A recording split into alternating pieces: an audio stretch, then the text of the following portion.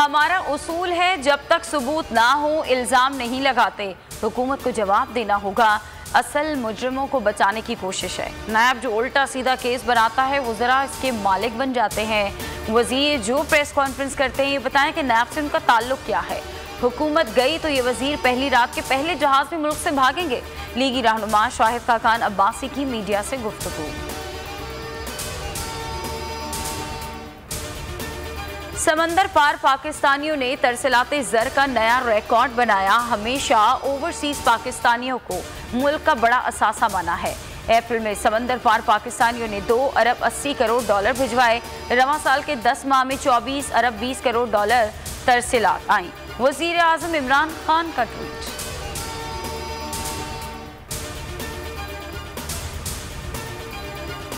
कौमी असम्बली की house business advisory committee का इजलास तलब। स्पीकर कौमी असम्बली असद कैसर की सदारत करेंगे। इजलास दोपहर 3 बजे स्पीकर लाउंज पार्लियामेंट हाउस में होगा। कौमी असम्बली का इजलास 4 बजे होगा। आज निजी कार्रवाई का दिन होगा।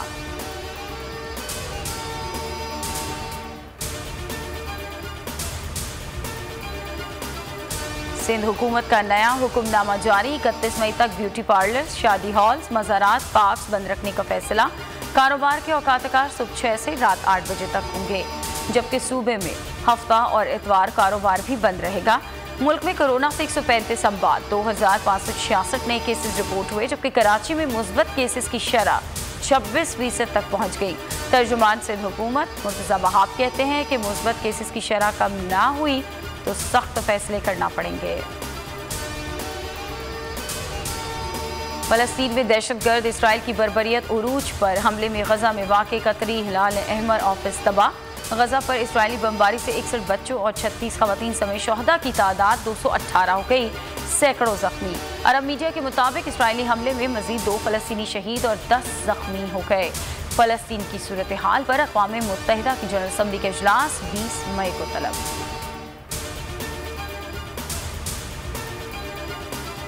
फ़लस्तीनियों पर इसराइली जाहिलियत रुकवाने का मिशन। वज़ीर ख़ारजा शाह महमूद कुरैशी तुर्की पहुँच गए। कौमी असम्बली में खिताब में कहा कि तुर्की फ़लस्तीन और सूडान के साथ मिलकर अक़वाम मुत्तहिदा में आवाज़ उठाएंगे। मस्जिद अक्सा पर यलगार इस्लाम और 57 इस्लामी ममालिक पर हमला है। आइंदा जुमे को फ़लस्तीनियों से इज़हार यकजहती किया जाएगा। शहबाज शरीफ कहते हैं कि माजी में जहाँ हिटलर खड़ा था आज वहाँ नेतन्याहू खड़ा है। दुनिया को फिर जंग की जानिब धकेला जा रहा है।